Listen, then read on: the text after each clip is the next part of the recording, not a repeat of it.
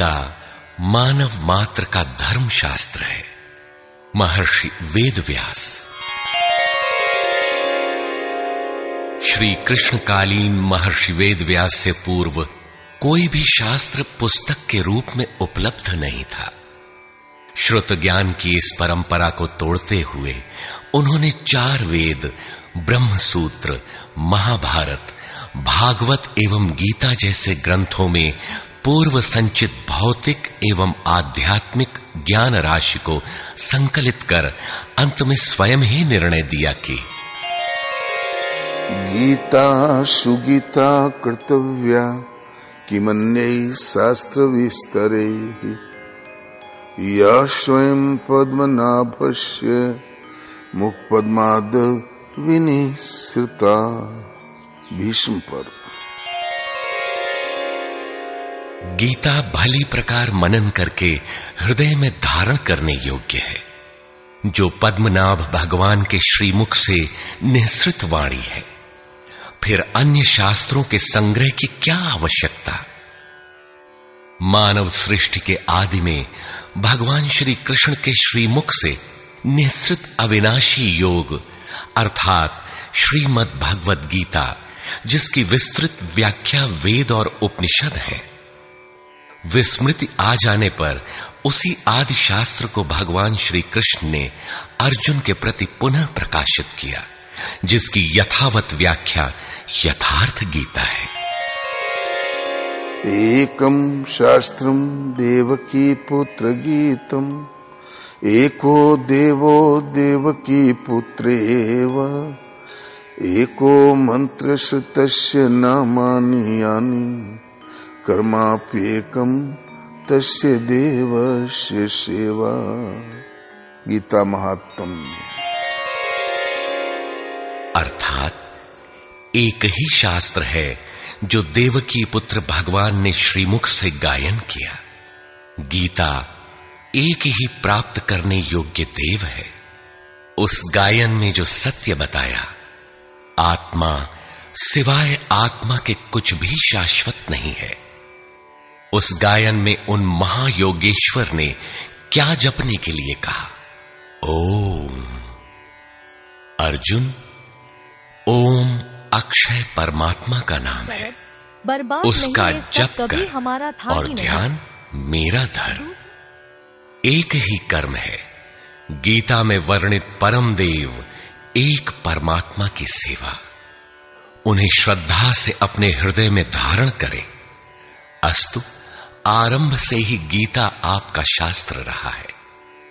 भगवान श्री कृष्ण के हजारों वर्ष पश्चात परवर्ती जिन महापुरुषों ने एक ईश्वर को सत्य बताया, गीता के ही पथ पर चलने वाले पथिक हैं, गीता के ही संदेशवाहक हैं।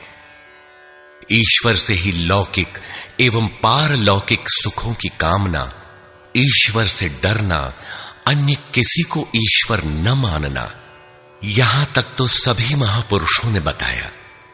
किंतु ईश्वरीय साधना, ईश्वर तक की दूरी तय करना, ये केवल गीता में ही सांगोपांग क्रमबद्ध सुरक्षित है। गीता से सुख शांति तो मिलती ही है, ये अक्षय अनामय पद भी देती है। देखिए श्रीमद् भगवद गीता की टीका, यथार्थ गीता।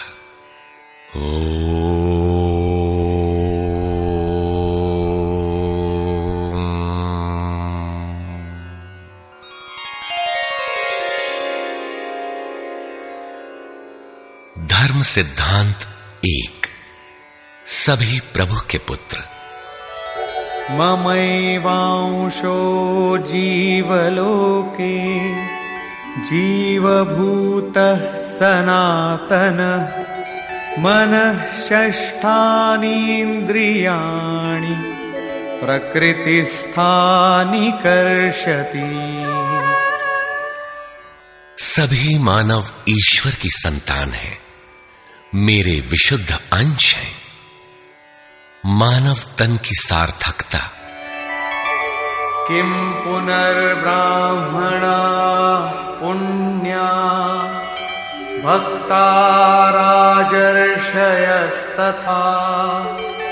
अनित्यमसुखं लोकम् इमं प्राप्य भजस्व माम्। सुख रहित क्षण भंगुर किंतु दुर्लभ मानव तन को पाकर मेरा भजन कर, अर्थात भजन का अधिकार मनुष्य शरीरधारी को है।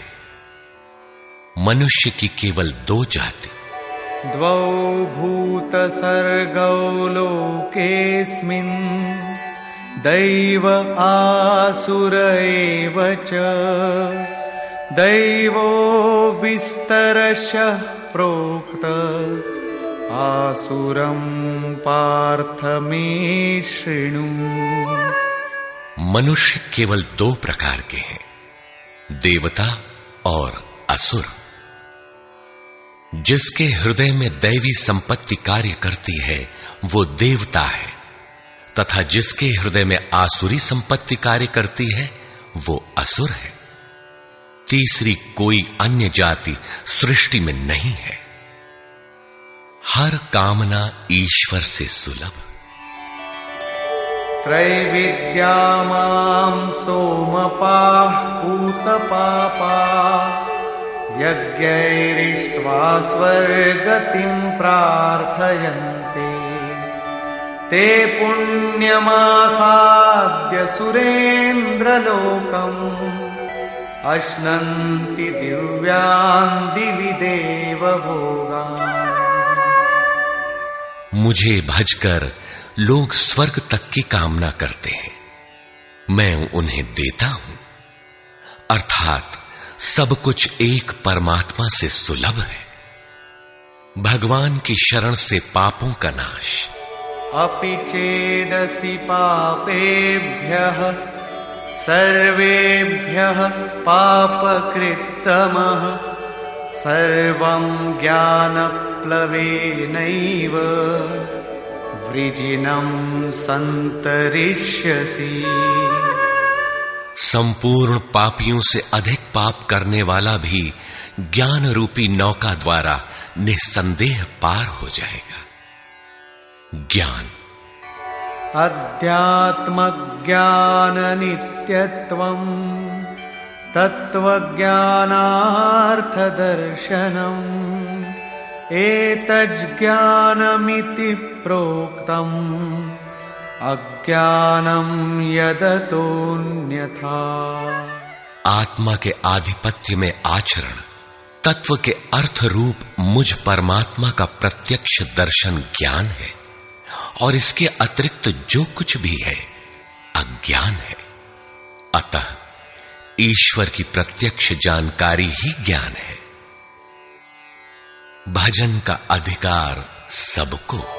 अपि चेत् सुदुराचारो भजते मामनन्यभाक् साधुरेव समन्तव्यः सम्यग् व्यवसितो हि सः।